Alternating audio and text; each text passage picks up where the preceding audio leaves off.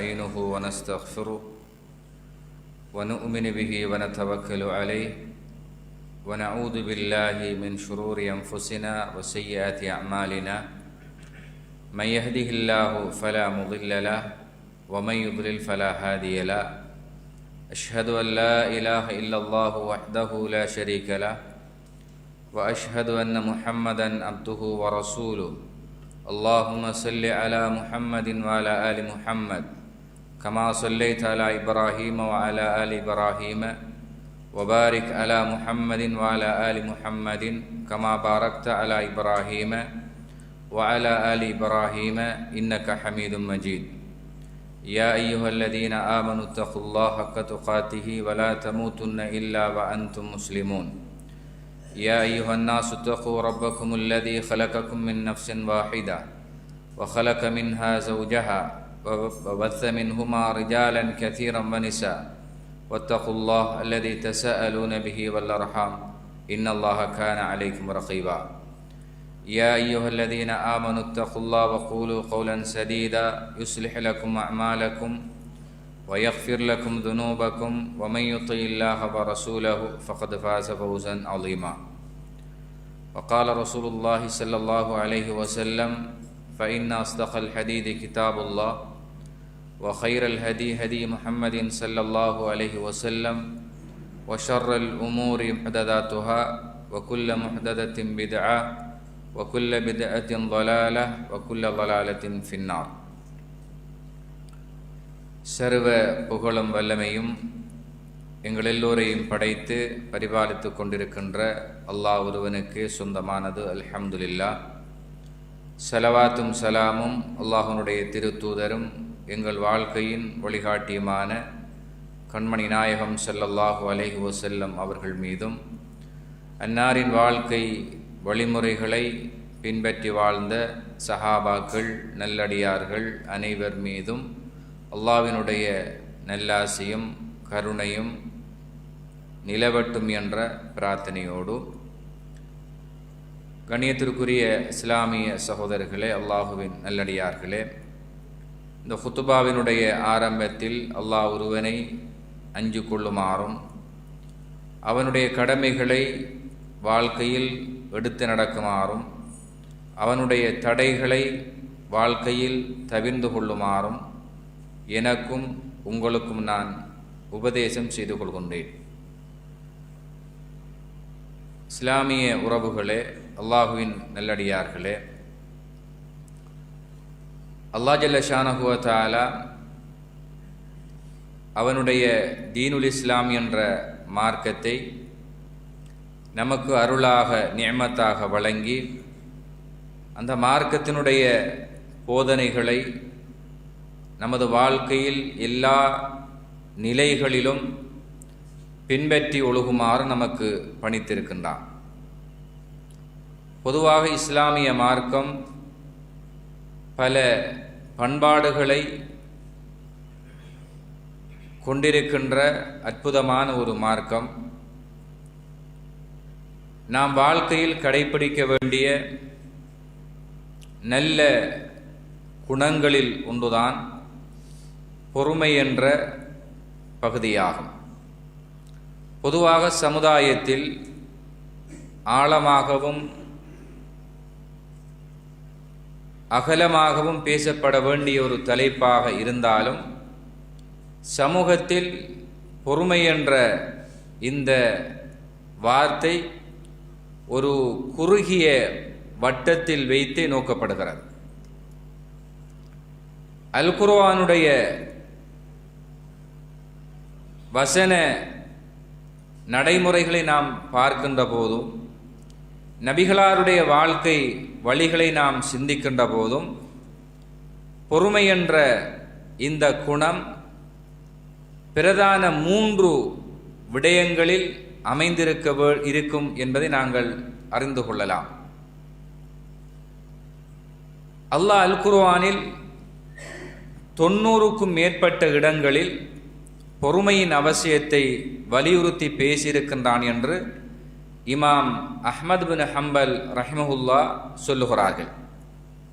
குர்ஆனிலே அல்லாஹ் வபஷிரி ஸாபிரீன், பொறுமையோடு வாழக்கூடியவர்களுக்கு நபியே நீங்கள் நற்செய்தி சொல்லுங்கள் என்று பொறுமையாளர்களுக்கு நல்ல செய்தி, நல்ல வாழ்க்கை இருப்பதாக குர்ஆன் ஆர்வமூட்டி இருக்கிறது. அல்லாஹ் இன்னொரு வசனத்திலே இன்னமா யுவஃபா ஸாபிரூன அஜ்ரஹும் பிகைரி ஹிசாப், பொறுமையாளர்கள் எண்ணிலடங்காத கூலிகள் அவர்களுக்கு வழங்கப்படும் என்றும் அல்லாஹ் அந்த கூலியை இவ்வளவுதான் என்று குறிப்பிட்டு சொல்லாமல் அதனுடைய வரையறைகளை கணிப்பிட்டு சொல்லாமல் அதனுடைய நன்மை எவ்வளவு இருக்கும் என்பதை அல்லாஹ் மாத்திரமே அறிந்திருக்கின்றான் என்ற வகையில் பொறுமையாளர்களுக்குரிய கூலிகளை அல்லாஹ் இந்த வசனத்திலே குறிப்பிடுவதை நாம் பார்க்கிறோம். இதே போன்றுதான் நபி அவர்கள் சொன்னார்கள், மறுமை நாளையில் ஒரு மனிதனுக்கு அல்லாஹ் பெரியொரு அந்தஸ்தை கொடுத்திருப்பான். அந்த அந்தஸ்து என்பது அவன் செய்த அமல்களின் மூலமாக கிடைத்த அந்தஸ்து அல்ல. மாறாக அந்த மனிதன் வெறுக்கக்கூடிய ஒன்றை அல்லாஹ் அவனுக்கு கொடுத்து அவனை சோதித்திருப்பான்.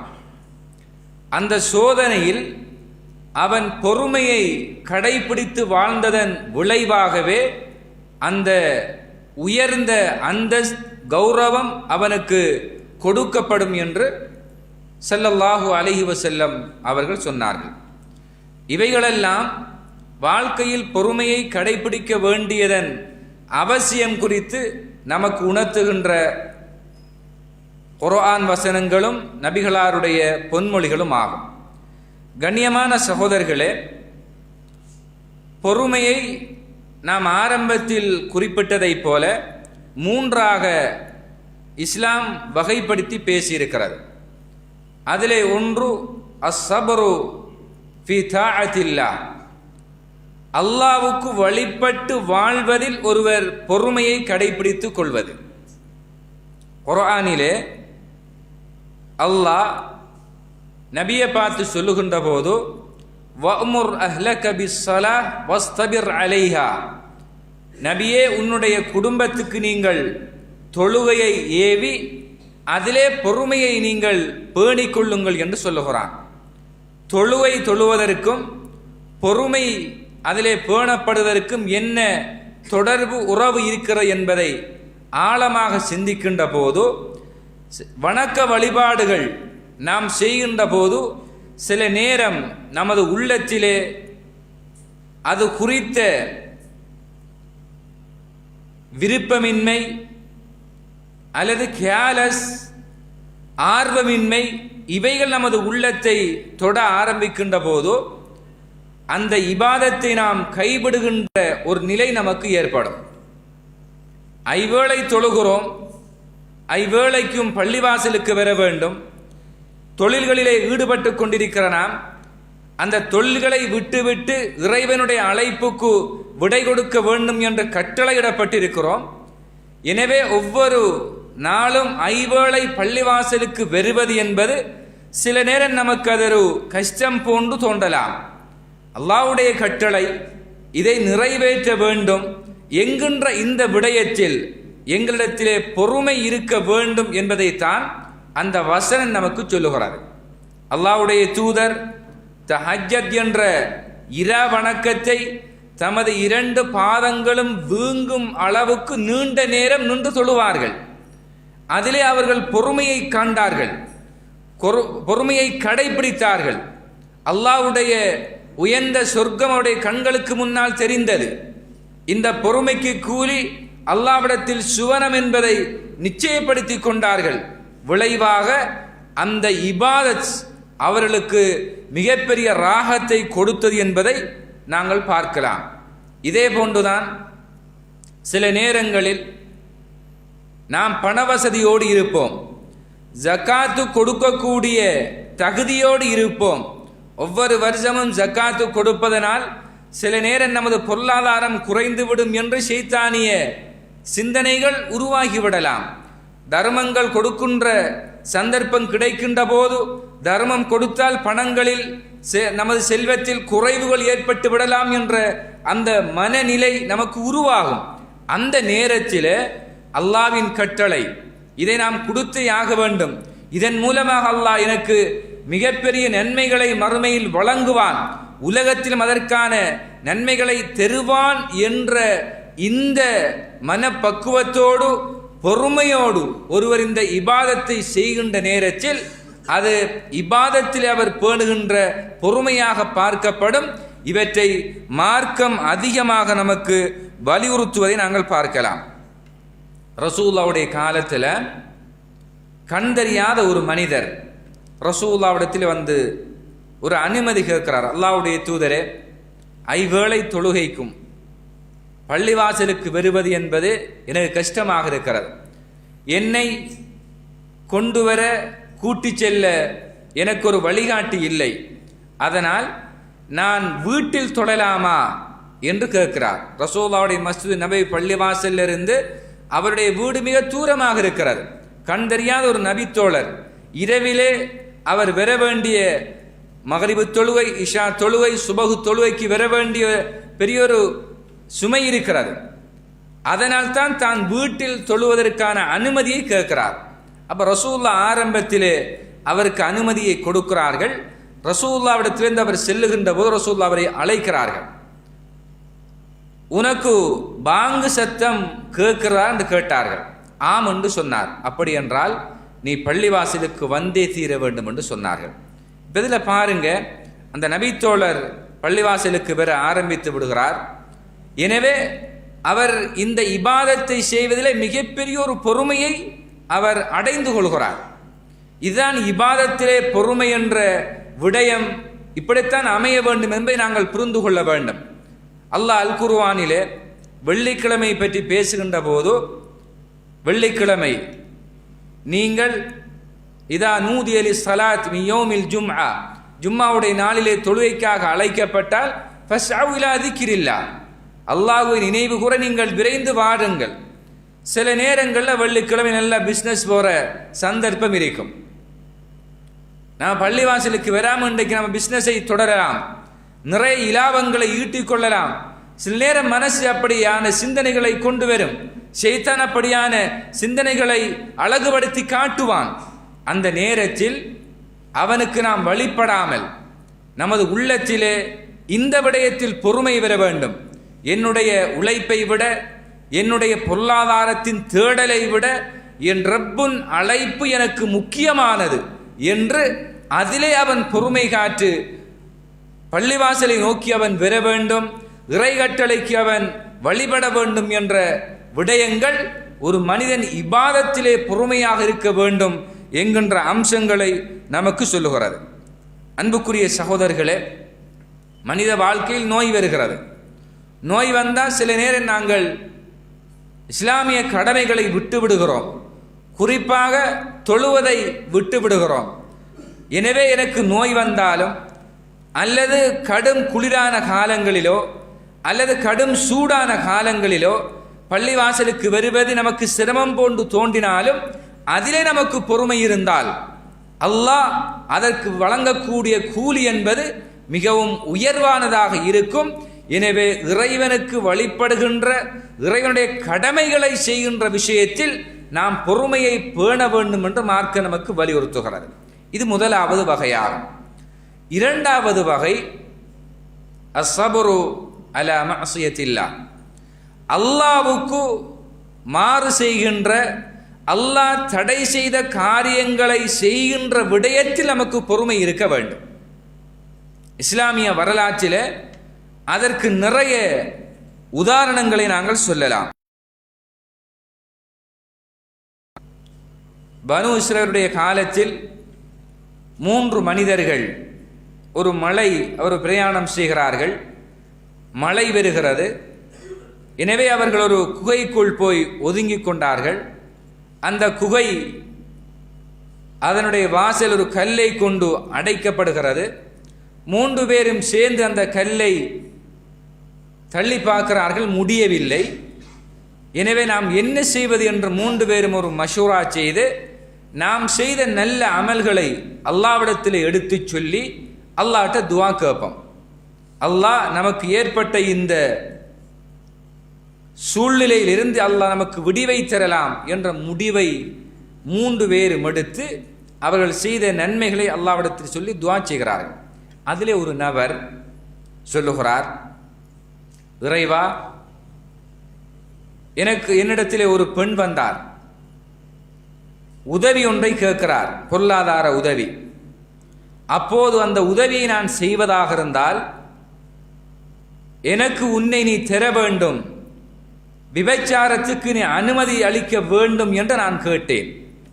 அந்த பெண் மறுத்துவிட்டு சென்று விட்டாள். இந்த ஹதீஸினுடைய பல ரிவாயத்துகளில் அந்த பெண்ணை அடைவதற்காக வேண்டி கடுமையாக உழைக்கிறார். அவர் பெரிய காசுக்காரர் அல்ல, நிறைய அந்த பெண்ணை அடைய வேண்டும், அவளுடைய தேவையை நிறைவேற்றுவதன் மூலமாக அவள் என்னுடைய ஆசைக்கு இடம் கொடுப்பாள் என்ற வகையில் அதற்காக நிறைய உழைக்கிறார், காசு பணத்தை சேர்க்கிறார்.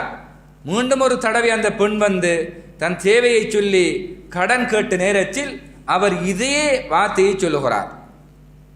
உடனே அந்த பெண் அதற்கு சம்மதித்து விட்டு அவர்கள் 2 பேரும் அந்த குற்றத்தை செய்வதற்கு ஆரம்பித்த முதல் கட்டத்திலேயே அந்த பெண்மணி சொன்னார், இத்தகில்லா, அல்லாஹுவை பயந்துகொள், என்னுடைய கற்பை உரிய முறையில் நீ அனுபவித்துக்கொள் திருமணத்தின் மூலமாக என்ற வார்த்தை சொன்ன உடனேயே அந்த இடத்தை விட்டும் அவர் அகன்று விடுகிறார்.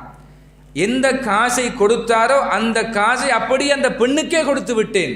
யா அல்லாஹ், இதை நான் உனக்கு செய்திருந்தால், உன்னுடைய பயத்தின் மூலமாக உன்னுடைய திருப்தி அடைந்து கொள்ள வேண்டும் என்ற அடிப்படையில் நான் செய்திருந்தால், இறைவா, இந்த நிலையிலிருந்து எனக்கு பாதுகாப்பை வழங்கு என்று கேட்ட நேரத்தில் அந்த கல் அவருக்கு இடம் கொடுக்கிறார்.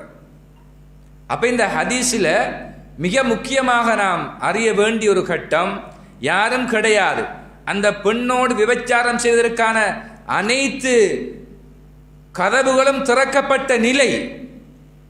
ஆனால் அந்த பாவத்தை செய்வதற்கான சூழ்நிலை இருந்தும் கூட இறைவன் நினைவுபடுத்தப்பட்ட நேரத்தில் அந்த தன்னுடைய நஃப்ஸை அவர் கட்டுப்படுத்திக் கொள்கிறார், அதிலே பொறுமையாக இருக்கிறார்.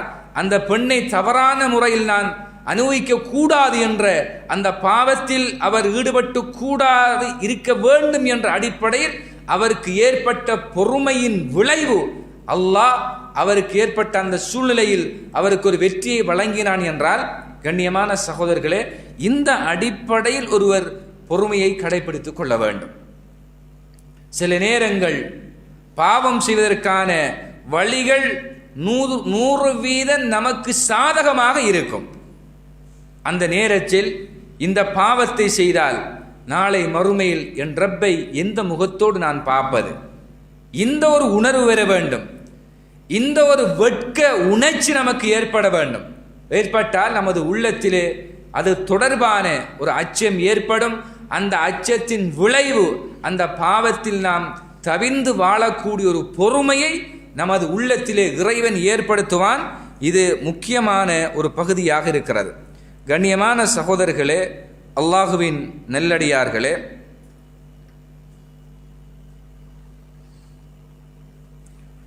இமாம் இப்னுல் ஜௌஸி ரஹிமஹுல்லாஹ் அவர்கள் சொல்லுகிறார்கள், ஒரு மனிதன் அல்லாஹ்வுக்காக வேண்டி ஒரு பாவத்தை விடுவானாக இருந்தார், பாவம் செய்வதற்கு அவனுக்கு சூழ்நிலை சாதகமாக இருக்கிறது, ஆனால் லிஅஜ்ரில்லாஹ், அல்லாஹ்வுக்காக வேண்டியே அந்த பாவத்தை அவன் விட்டுவிட்டால் அதற்கான நன்மையை அவன் கண் முன்னால் காண்பான் என்று இமாம் இப்னுல் ஜௌஸி ரஹிமஹுல்லாஹ் சொல்லுகிறார்கள். ஒரு பாவத்தை செய்வதற்கான வழி கிடைக்கிறது.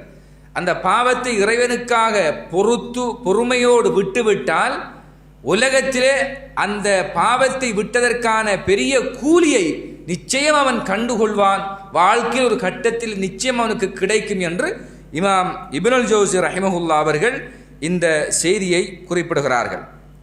எனவே கண்ணியமான சகோதரர்களே, அல்லாஹுவின் நல்லடியார்களே, இன்றைய காலம் ஃபித்னாக்கள் அதிகமாக காணப்படுகின்ற காலம், பாவங்கள் பல்கி பெருகியிருக்கின்ற காலம். எனவே பாவம் செய்வதற்கான ஒரு சூழ்நிலை, ஒரு மூமினுக்கு கிடைக்கின்ற நேரத்தில் அவன் தன்னை சுதாகரித்து கொள்ள வேண்டும். அந்த பாவம் செய்யாமல் பொறுமையை அதிலே கலந்து அல்லாஹ்வுடைய அச்சம் அவனுடைய உள்ளத்திலே உருவாக வேண்டும். இந்த உருவாக்கத்தின் மூலமாக நிச்சயமாக அல்லாஹ் அந்த பாவத்தை விட்டும் அவனை அகற்றி அல்லாஹ்வுடைய சிறந்த அடியார்களில் ஒருவராக அல்லாஹ் அவனை மாற்றுகின்ற ஒரு நிலை ஏற்படும்.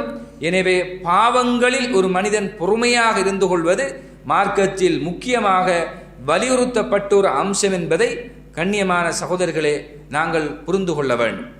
பொதுவாக நமது உள்ளம் பாவத்தை தூண்டுகின்ற ஒரு அடிப்படையில் படைக்கப்பட்டிருக்கிறது. இன்ன நஃப்ஸ லஅம்மாரத்தும் பிஸ்ஸூ, குர்ஆனிலே அல்லாஹ் சொல்லுகிறான். உள்ளம் என்பது தீமையை தூண்டுகின்ற ஒன்றாக இருக்கும். அந்த தீமையை செய்வதற்கு முன்னால் ஒரு மனிதன் தனது உள்ளத்திலே கொண்டு வர வேண்டியது இறை அச்சம் என்ற அந்த பண்பாகும். இந்த பாவத்தை நான் செய்துவிட்டால் அல்லாஹ் எனக்கு வழங்கக்கூடிய சொர்க்கம் எனக்கு இல்லாமல் ஆக்கப்பட்டுவிடும். இந்த பாவத்தில் நான் இறங்கிவிட்டால் நரகம் நான் தங்குகின்ற இடமாக அமைந்துவிடும். ஒரு சில கிரந்தங்களில் சில அறிஞர்கள் சொன்ன கருத்துக்களை சொல்லுகிறார்கள். ஒரு பெண் ஒரு ஆணை தவறான வழிக்கு அவனை கடுமையாக மூளை செலவை செய்து கொண்டே இருக்கிறாள். அப்போது அந்த மனிதன் சொல்லுகிறான், எனக்கு கிடைக்கக்கூடிய சொர்க்கத்தை, எனக்கு கிடைக்கக்கூடிய நிலையான அந்த வாழ்க்கையை ஒரு சில நிமிட என்னுடைய ஆசைக்காக நான் ஒருபோதும் அந்த சொர்க்கத்தை நான் விற்க மாட்டேன், விலை கொடுத்தவற்றை நான் விற்க மாட்டேன் என்று அந்த ஈமானிய மனிதன் இவ்வாறு சொல்லுகிறான் என்ற ஒரு கருத்தை பல கிரந்தங்களில் பல கிதாபுகளில் இந்த செய்தியை பதிவு செய்கிறார்கள். உண்மையில் ஆழமாக நாம் சிந்திக்க வேண்டிய ஒரு விஷயம். பாவம் செய்வது என்பது சில நிமிடங்களாக அது இருக்கும். ஆனால் அதற்கு கிடைக்கின்ற தண்டனைகள் பல 100 வருடங்களாக அமையும் என்பது மிக கவனத்தில் கொள்ள வேண்டிய ஒரு பகுதியாகும். எனவே கண்ணியமான சகோதரர்களே, நாங்கள் பொறுமை என்ற விடயத்தில் இறைவனுக்கு வணக்க வழிபாடு செய்வதில் நமக்கு பொறுமை ஏற்படுவதைப் போல இறைவன் தடை செய்த காரியங்களிலும் நாம் பொறுமையை கடைபிடித்துக் கொள்ள வேண்டும். அதனுடைய கூலி நிச்சயம் அல்லாஹ்விடத்திலே ஒரு பெரிய மதிப்போடு கிடைக்கும் என்ற நற்செய்தியை நாம் வாழ்க்கையில் எடுத்துக்கொள்ள வேண்டும். அல்லாஹ் வபஷிரி சாபிரீன், பொறுமையாளர்களுக்கு நல்ல செய்தி சொல்லுங்கள் என்று நபியிடத்திலே இந்த கட்டளை அல்லாஹ் சொல்லி இருக்கிறான். நிச்சயம் பொறுமையாளர்கள் நல்ல ஒரு இடத்தில் இறைவனிடத்திலே கௌரவிக்கப்படுவார்கள் என்பது அல்லாஹ் குர்ஆனின் மூலமாக நமக்கு சொல்லுகின்ற அழகிய கட்டளையாகும். எனவே நமது வாழ்க்கையில் இங்கே சொல்லப்பட்ட அம்சங்களில் பொறுமையை கடைபிடித்து அல்லாஹ்வுடைய அருளையும் அன்பையும் அடைந்த நல்ல மக்கள் கூட்டத்திலே அல்லாஹ் நம் அனைவரையும் சேர்த்தருள்வானாக.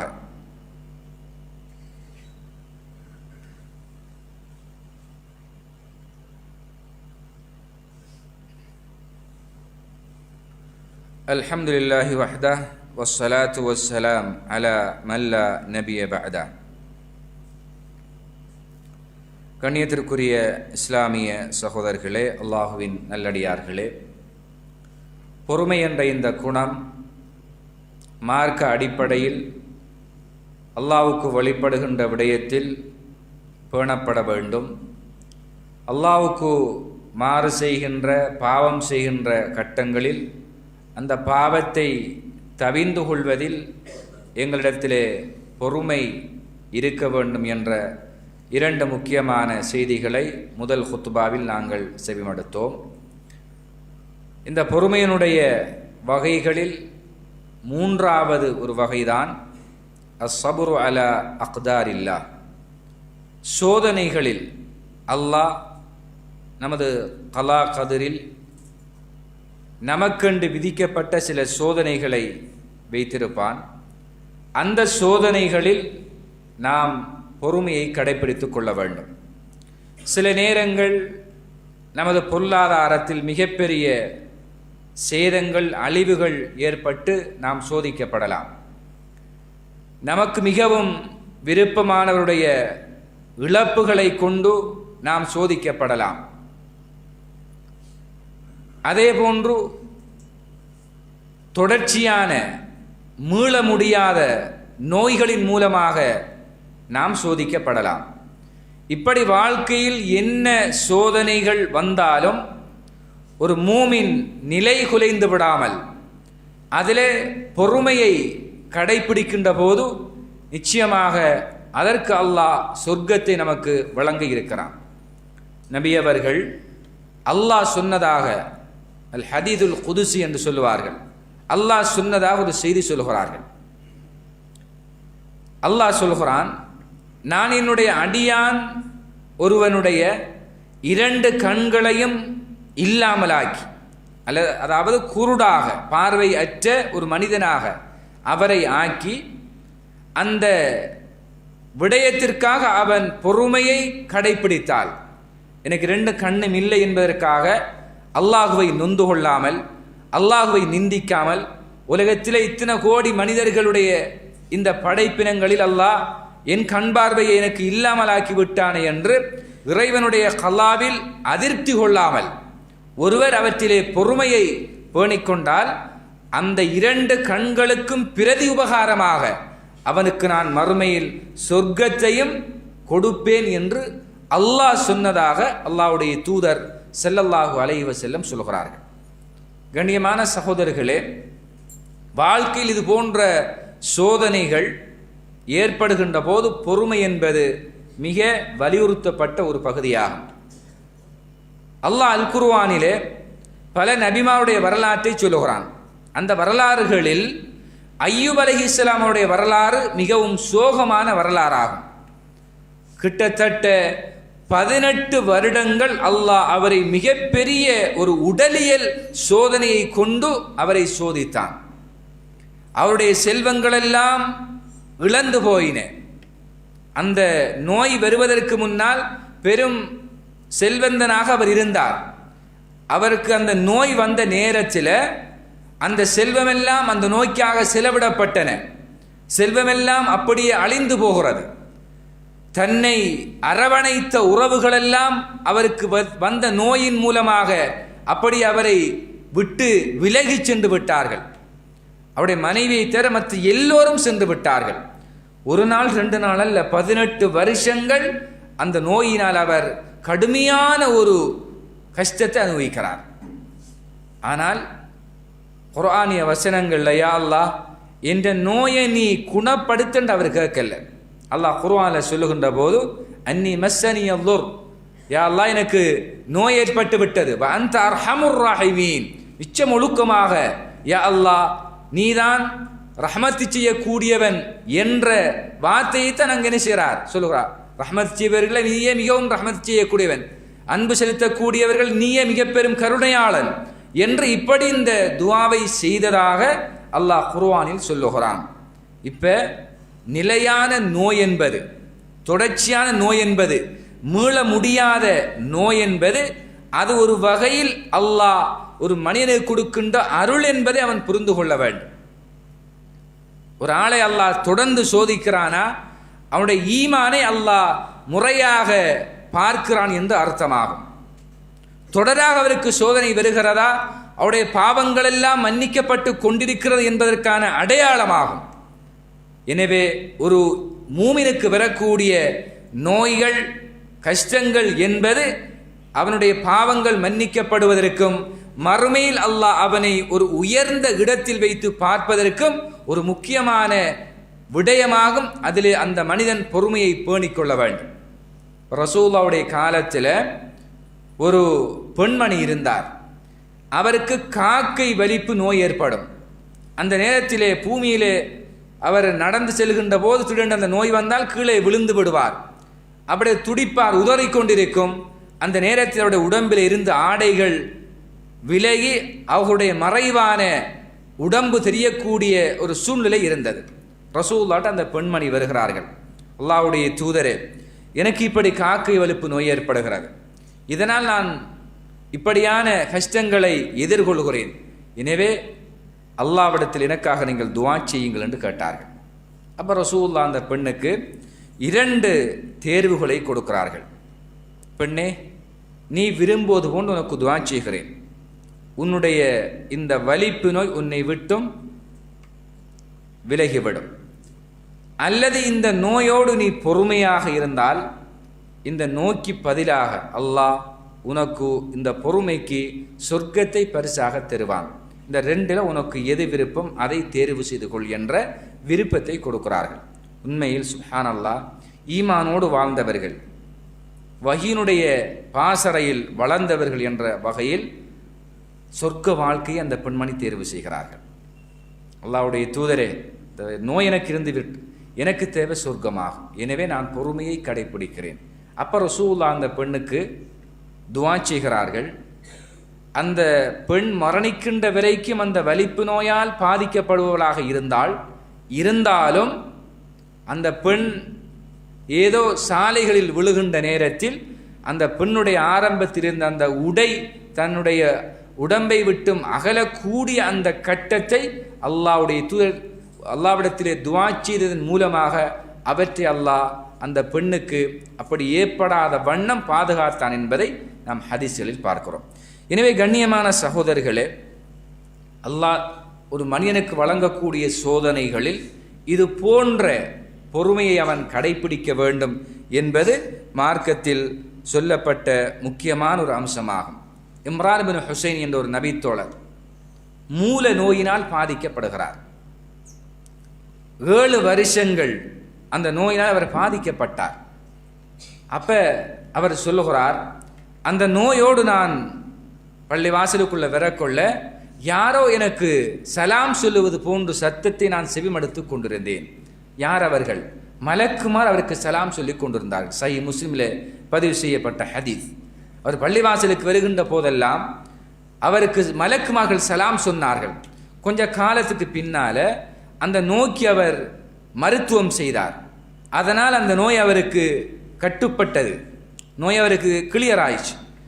பிறகு அவருக்கு அந்த சலாம் சொல்லுகின்ற சத்தம் அவருக்கு கேட்காமல் போய்விட்டது, சலாம் சொல்லப்படுகின்ற சூழ்நிலை இல்லாமல் ஆகிவிட்டது. பிறகு அவர் மருத்துவம் செய்யக்கூடிய அந்த நிலையை விட்டு விடுகிறார். மீண்டும் அந்த நோய் வருகிறது, மீண்டும் பள்ளிவாசலுக்கு வருகிறார். அவருக்கு சலாம் சொல்லக்கூடிய அந்த சத்தம் செவிமடுக்கப்படுகிறது. கண்ணியமான சகோதரர்களே, இதைத்தான் அவர் கடைசி வரைக்கும் விரும்பினார்.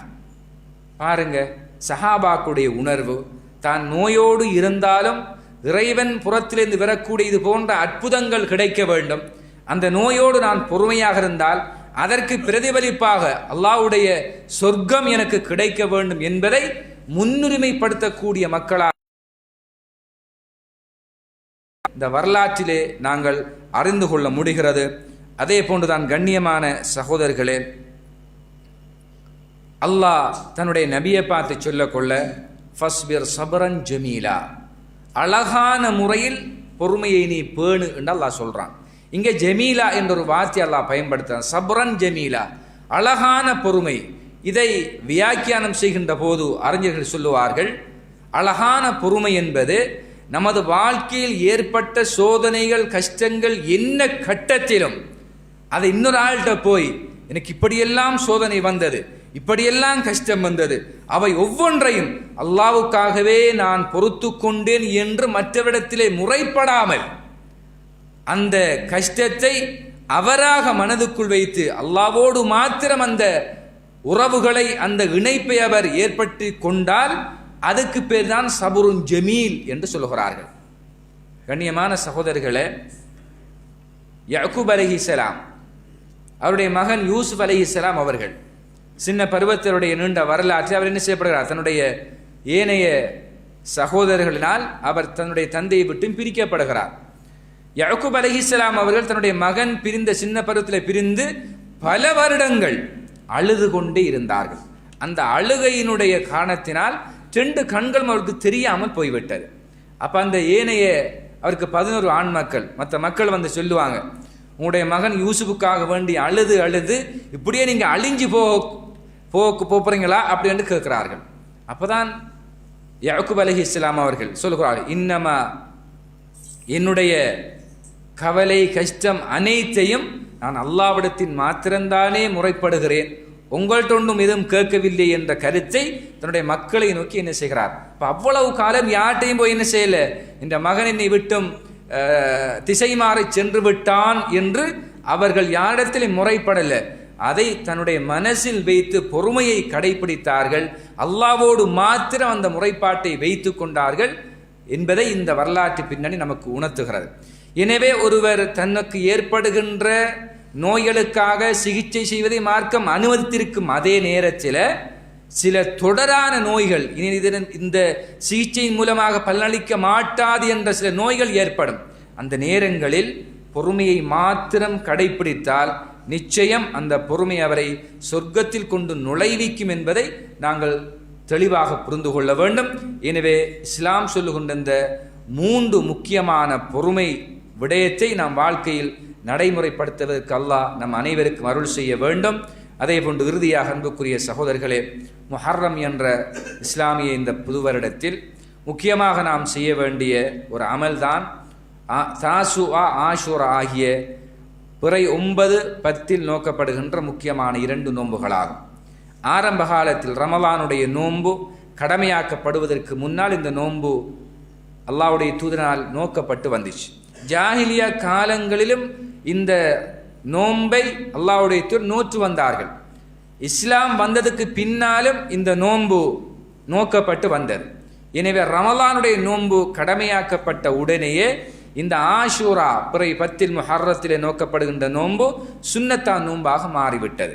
இப்படி பிடிச்சு கொண்டு வர கட்டத்தில் தான் யூதர்களும் இந்த ஆஷூரா நோன்பை நோக்கிறார்கள் என்ற கருத்தை சஹாபாக்கள் சொன்ன நேரத்தில் நமது வணக்கம் யூதருடைய வணக்கத்துக்கு ஒன்றுபட்டுவிடக் கூடாது என்பதற்காக ரசூலுல்லாஹ் சொன்னார்கள், லஇன் பகீது இலா காபிலின் லஅஸூமன்ன தாஸிஅ, எதிர்வரும் வருஷம் நான் உயிரோடு இருந்தால் யூதர்களுக்கு மாறு செய்யும் முகமாக பிறை 9 இந்த நோன்பை நான் நோற்றுக்கொள்வேன் என்று சொன்னார்கள். ஆனால் அவர்கள் அந்த வருடம் வருவதற்கு முன்னாலே அவர்கள் மௌத்தாகி விட்டார்கள். எனவே கண்ணியமான சகோதரர்களே, நாங்கள் பிறை 9, 10 ஆகிய 2 நோன்புகளையும் ஆஷூரா தாசுஆ என்றால் 9வது நோன்பு, ஆஷூரா என்றால் 10வது நோன்பு, இந்த 2 நோன்புகளை நாம் நோற்றுக்கொள்வது அல்லாஹ்வுடைய சுன்னத், அல்லாஹ்வுடைய தூதருடைய சுன்னத்தை பின்பற்றிய நன்மை கிடைக்கும். அதே நேரத்தில் இந்த 10வது நோன்பு நாம் நோற்பதன் மூலமாக நமது வாழ்க்கையில் அதற்கு முன்னால் நாம் செய்த ஒரு வருடத்தினுடைய பாவங்கள் மன்னிக்கப்படும் என்று அல்லாஹ்வுடைய தூதர் சொன்னார்கள். இப்போ நாம் 2024 இருக்கமெண்டா இந்த நோன்பை நாங்கள் இன்னும் சில நாட்களில் பிடிக்கின்ற போது இதுக்கு முன்னால் நாம் செய்த ஒரு வருடத்தினுடைய பாவங்கள், சிறிய பாவங்கள் இந்த ஒரு நோம்பின் மூலமாக மன்னிக்கப்படும் என்று சொன்னார்கள். எனவே ஆஷூரா என்ற நோன்பு மிக முக்கியம், வலியுறுத்தப்பட்ட ஒன்று. அதே போன்று 9வது நோன்பை நாங்கள் நோற்றுக்கொள்ள வேண்டும். எல்லாம் வல்ல அல்லாஹ் இது போன்ற வணக்கங்களில் நாம் முழுமையாக ஈடுபட்டு அல்லாஹ்வுடைய அருளையும் அன்பையும் சுமந்து இறைவனுடைய நெருங்கிய அடியார்களாக வாழ்ந்து மரணிப்பதற்கு எல்லாம் வல்ல அல்லாஹ் நம் அனைவருக்கும் அருள் செய்வானாக. வ ஆஹிரு தஅவானா அனில் ஹம்துலில்லாஹி ரப்பில் ஆலமீன். அக்மிஸ்ஸலாம்.